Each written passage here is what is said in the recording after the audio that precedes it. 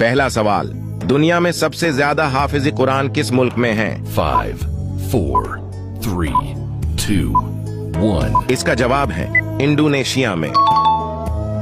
हजरत मोहम्मद सल्लल्लाहु अलैहि वसल्लम की जन्नत में कितनी औरतों से शादी होगी? 5, 4, 3, 2, 1. इसका जवाब है 3 औरतों से। क्या आपको मालूम है कि जन्नत में जन्नतियों का कद कितना लंबा होगा? 5, 4, 3, 2, 1. इसका जवाब है 60 गज। क़यामत के करीब दुनिया से सबसे पहले कौन सी नेमत उठा ली जाएगी? 5, 4, 3, 2, 1. इसका जवाब है शहद। साइकिल को चलाने से कौन सी बीमारी ठीक होती है? 5, 4, 3, 2, 1. इसका जवाब है दिल की बीमारी। वीडियो को